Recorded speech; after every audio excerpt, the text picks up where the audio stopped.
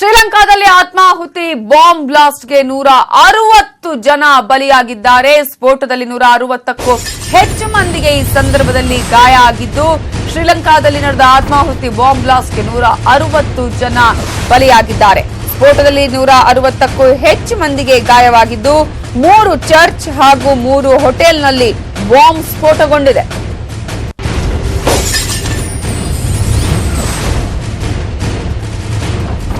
ಗುರಿಯಾಗಿಸಿ ಬ್ಲಾಸ್ಟ್ ಮಾಡಲಾಗಿದೆ. ಪಾಕ್ನ ಎಸ್ಐ ಸೂಚನೆಯ ಮೇರೆಗೆ ಈ ಒಂದು ಬಾಂಬ್ ಸ್ಫೋಟ ನಡೆದಿದೆ ಅಂತ ಹೇಳಲಾಗ್ತಾ ಇದೆ. ಇಬ್ಬರು ಆತ್ಮಾಹುತಿ ದಾಳಿಕೋರರ ಗುರುತು ಕೂಡ ಈ ಸಂದರ್ಭದಲ್ಲಿ ಪತ್ತೆಯಾಗಿದ್ದು, ತುರ್ತು ಸಭೆಯನ್ನ ಕರೆದಿದ್ದಾರೆ ಶ್ರೀಲಂಕಾ ಪ್ರಧಾನಮಂತ್ರಿ. ಘಟನೆಯನ್ನ ಖಂಡಿಸಿ ಟ್ವೀಟ್ ಮಾಡಿದ್ದಾರೆ ಸುಷ್ಮಾ ಸ್ವರಾಜ್. ಈ ಹಿನ್ನೆಲೆಯಲ್ಲಿ ಶ್ರೀಲಂಕಾದಾದ್ಯಂತ ಹೈ ಅಲರ್ಟ್ ಕೂಡ ಘೋಷಣೆ ಮಾಡಲಾಗಿದೆ. ಭಾರತೀಯ ಸಮುದಾಯವನ್ನೇ ಗುರಿಯಾಗಿಸಿಕೊಂಡು ಬ್ಲಾಸ್ಟ್ ಮಾಡಲಾಗಿದೆ. ಪಾಕ್ನ ಐಎಸ್ಐ ಸೂಚನೆಯ ಮೇರೆಗೆ ಬಾಂಬ್ ಸ್ಫೋಟಗೊಂಡಿದೆ ಅಂತ ಹೇಳಲಾಗ್ತಾ ಇತ್ತು. ಇಬ್ಬರು ಆತ್ಮಾಹುತಿ ದಾಳಿಕೋರರು ಯಾರು ಅಂತ ಹೇಳಿ ಗುರುತನ್ನು ಕೂಡ ಪತ್ತೆ ಹಚ್ಚಲಾಗಿದೆ. ತುರ್ತು ಸಭೆಯನ್ನ ಕರೆದಿದ್ದಾರೆ ಶ್ರೀಲಂಕಾ ಪ್ರಧಾನಮಂತ್ರಿ.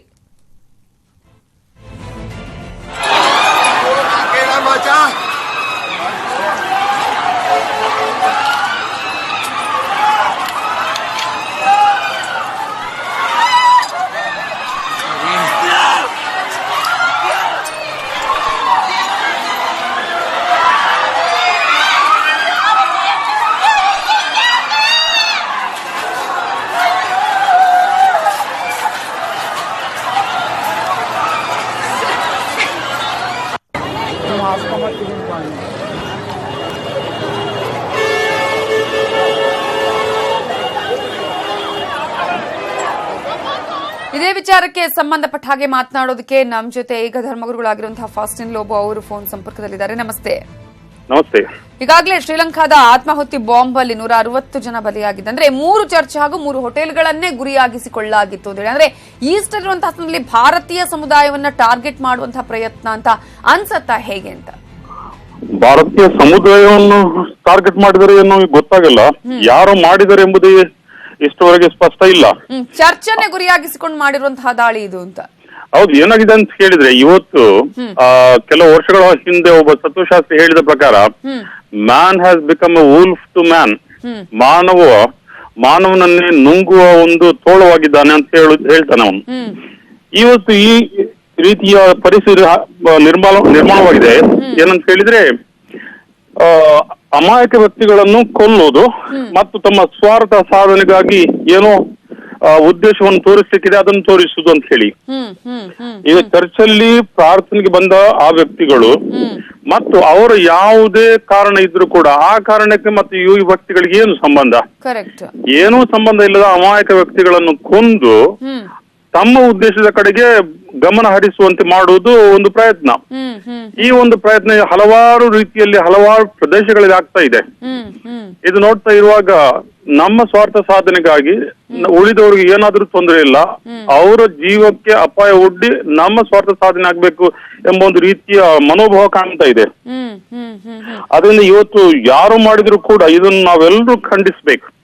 ಇದು ಕ್ರೈಸ್ತ ಚರ್ಚ್ಗಳಲ್ಲಿ ಆದಂತಹ ವಿಷಯ ಇದು ಅಂತ ಹೇಳಿ. ಹೌದು, ಕ್ರೈಸ್ತ ಚರ್ಚ್ಗಳಲ್ಲಿ ಆದದಕ್ಕಾಗಿ ಮಾತ್ರ ಅಲ್ಲ, ಎಲ್ಲಿ ಆದ್ರೂ ಕೂಡ ಯಾವುದೇ ಪ್ರದೇಶದಲ್ಲಿ, ದೇವಾಲಯದಲ್ಲಿ ಇರ್ಲಿ, ಮಸೀದಿಯಲ್ಲಿ ಇರ್ಲಿ, ಅಥವಾ ಜನ ಸೇರುವ ಬೇರೆ ಯಾವುದೇ ಪ್ರದೇಶದಲ್ಲಿ ಆಗಿರ್ಲಿ, ಇಂಥ ರೀತಿಯ ಒಂದು ಕೋಲಾಹಲ ಸೃಷ್ಟಿಸೋದು, ಜನರನ್ನು ಕೊಲ್ಲುವುದು ಇದೆಯಲ್ವಾ, ಇದು ನಾವೆಲ್ಲರೂ ಖಂಡಿಸಬೇಕಾದದ್ದು. ನಿಜ ನಿಜ ನಿಜ.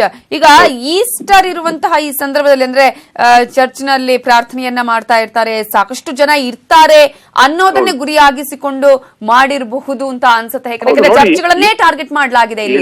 ಇಂತಹ ಒಂದು ಭಯ ಭೀತಿಯನ್ನು ಹುಟ್ಟಿಸುವ ವ್ಯಕ್ತಿಗಳು ಏನ್ ಮಾಡ್ತಾರೆ ಅಂತ ಹೇಳಿದ್ರೆ, ತಮ್ಮ ಸ್ವಾರ್ಥ ಸಾಧನೆಗಾಗಿ ಜನನಿಬಿಡ ಪ್ರದೇಶ ಎಲ್ಲಿದೆ ಅದನ್ನು ಆರಿಸ್ತಾರೆ.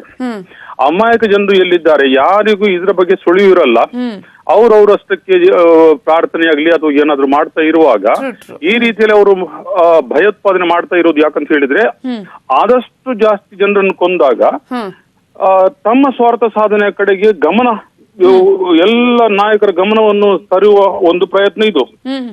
ಅದರಿಂದಾಗಿ ಸ್ವಾರ್ಥ ಸಾಧನೆಗಾಗಿ ಜನರು ಏನೆಲ್ಲ ಮಾಡ್ಲಿಕ್ಕೂ ಇವತ್ತು ಮುಂದಾಗ್ತಾರೆ. ಎಸ್, ನಿಜ.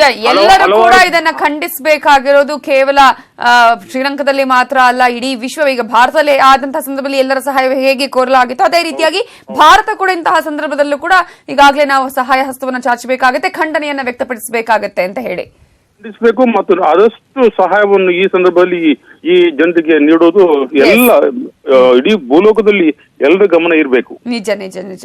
ಥ್ಯಾಂಕ್ ಯು ಫ್ಯಾಸ್ಟಿನ್ ಲೋಬಾ ಅವರ ನ್ಯೂಸ್ 18 ಜೊತೆ ಮಾತನಾಡಿದಕ್ಕಾಗಿ.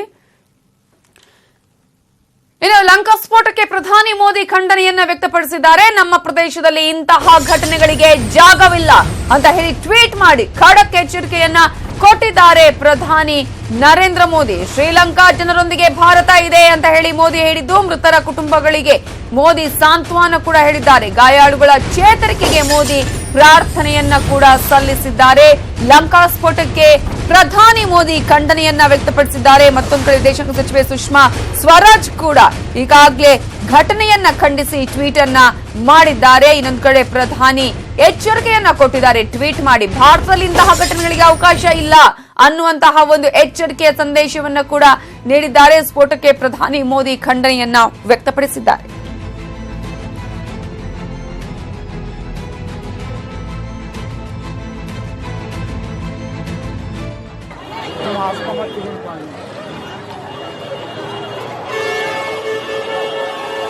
ಶ್ರೀಲಂಕಾದಲ್ಲಿ ನಡೆದಂತಹ ಆತ್ಮಾಹುತಿ ಬಾಂಬ್ ದಾಳಿಯಲ್ಲಿ 160ಕ್ಕೂ ಹೆಚ್ಚು ಮಂದಿ ಸಾವನ್ನಪ್ಪಿದ್ದಾರೆ. 450ಕ್ಕೂ ಹೆಚ್ಚು ಮಂದಿ ಗಾಯಗೊಂಡಿದ್ದಾರೆ. ಒಂದು ರೀತಿಯಲ್ಲಿ ಶ್ರೀಲಂಕಾದಂತೆ ಹೈ ಅಲರ್ಟ್ ಅನ್ನು ಘೋಷಣೆ ಮಾಡಲಾಗಿದೆ.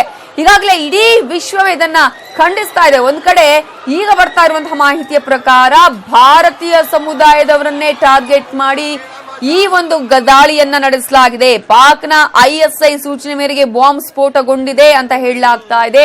ಈ ಹಿನ್ನೆಲೆಯಲ್ಲಿ ಈ ಘಟನೆಯನ್ನ ಖಂಡಿಸಿ ಪ್ರಧಾನಿ ನರೇಂದ್ರ ಮೋದಿ ಅವರು ಈಗಾಗಲೇ ಖಂಡನೆಯನ್ನ ವ್ಯಕ್ತಪಡಿಸಿದ್ದಾರೆ.